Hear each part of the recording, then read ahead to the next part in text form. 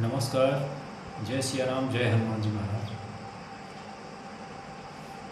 सर्वप्रथम मैं अपने इस अध्यात्म रहस्य यूट्यूब चैनल की तरफ से सभी विद्वजनों, मनीषियों और सम्राटजनों का हृदय से आभार व्यक्त करता हूँ। आज मैं अपने इस चैनल के माध्यम से एक ऐसा विषय लेकर के उपस्थित हुआ हूँ जो कि मुझे एक उच्च कोटि के साधक द्वारा प्रदान किया। तो मैंने सोचा क्यों ना इस विषय पर कुछ चर्चाएं की जाएं। उन्होंने बताया कि एक उच्च कोटि के साधक को कैसे अपने इष्ट के दर्शन हो, कैसे अपने इष्ट का वो सानिध्य प्राप्त कर सके, इस विषय पर उन्होंने कुछ जानकारी दी, जिसे कि मैं आप लोगों के सामने उस जानकारी को साझा करना चाहता हूँ। और मुझे पूर्ण विश्वास है कि ये जानकारी जिन साधक के द्वारा दी गई वो वास्तव में भगवत साक्षात्कार प्राप्त व्यक्ति है, और ये जानकारी वास्तव में इस आध्यात्मिक जगत की दुनिया में एक अच्छे उच्च कोटि के साधकों के लिए मील का पत्थर साबित हुई।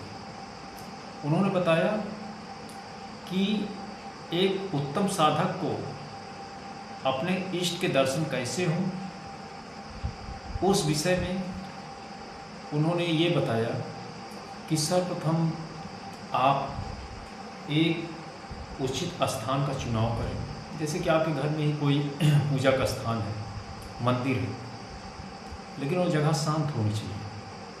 वहाँ पर आप स्नान आदि से निवृत्त होकर के स्वच्छ वस्त्र धारण करें और अपने इष्ट की प्रतिमा को अपने सामने स्थापित करें। एक ऊनी आसन लें, उसके ऊपर आप बैठें, आचमन करें।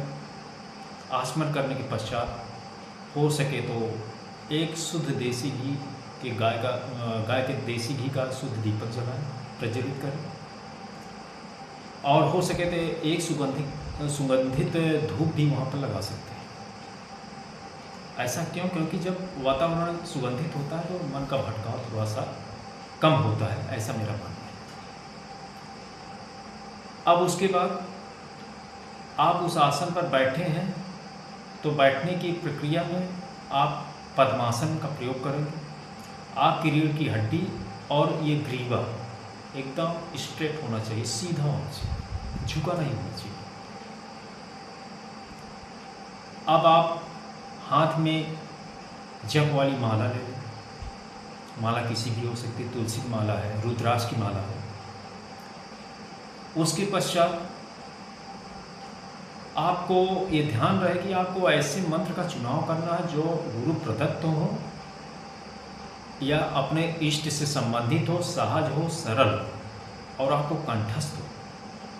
पुस्तकों में बार बार देख करके जाप करना ठीक नहीं है, क्योंकि मन का भटकाव पैदा होता है।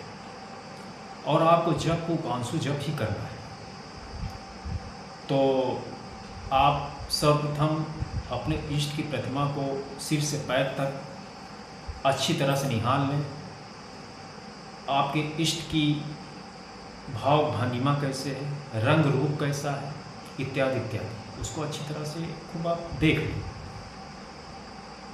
और उसके बाद अपने दोनों नेत्रों को बंद कर लें और उस प्रतिमा को हूबहू ज्यों का त्यों अपने हृदय प्रदेश के भूमध्य प्रदेश के मध्य भाग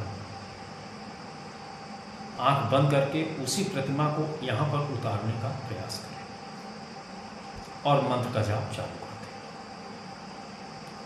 जाप करते करते मेरा मानना है कि मन भटकेगा इधर उधर। जो आपके इष्ट की भाव भंगिमा थी प्रतिमा की, वो सब मानस पटल से विस्मृत होने लगेगी। रंग रूप कैसा है, भाव भंगिमा कैसा है, आकार कैसा है। तो थोड़ा सा आप उस जाप के समय अपने आँखों की पुतलियों को थोड़ा सा उघाड़ करके और एक बार पुनः धीरे से अपने इष्ट के दर्शन कर लें ध्यान रहे कि आंखें बहुत ज़्यादा खुली नहीं होनी चाहिए कि घर भर के जंजाल आपको दिखाई पड़ने लगे। आंखें इतनी खुली होनी चाहिए कि जैसे एक नई वधूटी कितनी भी बड़ी पब्लिक भरी हो, लेकिन अपने प्राणनाथ को जो है वो ऐसे सहज रूप से निहाल लेती है कि किसी को पता भी नहीं चलता। तो ऐसे भी आपको अपनी आँखों को इतना उभारना है कि आप केवल अपने इष्ट के दर्शन करें और उसके बाद पुनः आँखों को बंद करके और वही भूमध्य प्रदेश, हृदय प्रदेश के भूमध्य भाग में जो है आप उसी प्रतिमा को आप समाहित करके और उसके बाद जो है आप जाप करते रहें। धीरे धीरे मन भटकेगा, मन को पकड़ के बलात् आपको वहाँ पे लगाना है। जब आप ये समझ लें कि आपके जो इष्ट की छाया है हूबहू आपके इस भूमध्य प्रदेश पर करते करते करत करत अभ्यास के जड़मत हो सुजान, इस कहावत के अनुसार जब आपके इष्ट का की हूबहू प्रतिमा आपके इस हृदय प्रदेश के भूमध्य प्रदेश में बनने लगे तो आप समझ लीजिए कि आप इस साधना की प्रथम कक्षा में आप पास हो चुके हैं। अब आते हैं दूसरी कक्षा की ओर। दूसरी कक्षा में जैसे आपने अपने इष्ट की प्रतिमा को अपने हृदय प्रदेश के भूमध्य प्रदेश में बनाने का प्रयास किया और उसमें सफल रहे, अब उस प्रतिमा को थोड़ा प्रतिमा ही न रहने दीजिए, उसको एक चलते फिरते, जैसे आप एक अपने मित्र की एक छोटी सी पासपोर्ट साइज की फ़ोटो लेते हैं या तस्वीर लेते हैं अपने मित्र की या किसी भी परिचित की, तो आप उसको देखते ही आपके मानस पटल पे वही छा जाता है कि हाँ ये ऐसे बोलता था, ऐसे चलता था। मतलब उसके चलते फिरते बोलते चालते का स्वरूप हमारे मन मस्तिष्क में बन जाता है।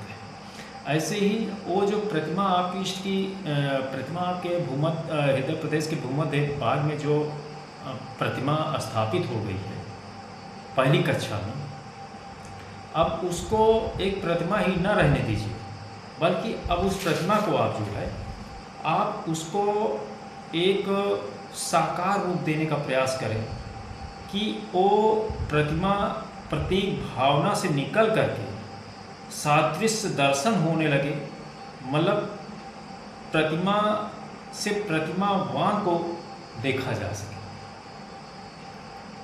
प्रतिमा से प्रतिमावान को देखा जा सके।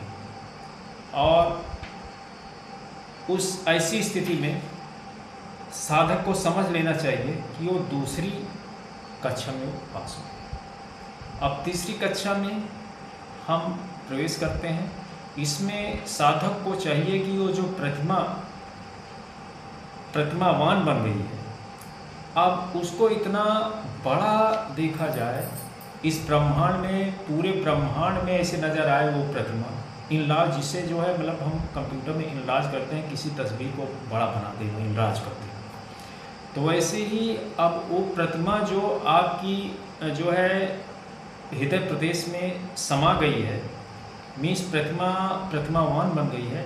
अब पूरे ब्रह्मांड में आपको वो बड़ी सी प्रतिमा दिखाई पड़ने लगी और आंख बंद किए ही हैं आप, उपांशु जब चल रहा है और प्रतिमा जो है पूरे ब्रह्मांड में दिखाई पड़ने लगी और सूर्य, चंद्रमा, पर्वत, ये सब उनके अंग प्रत्यंग दिखाई पड़ने लगे।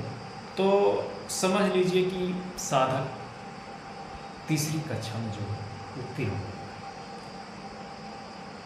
और यह करते करते करते करते एक जो प्रपंची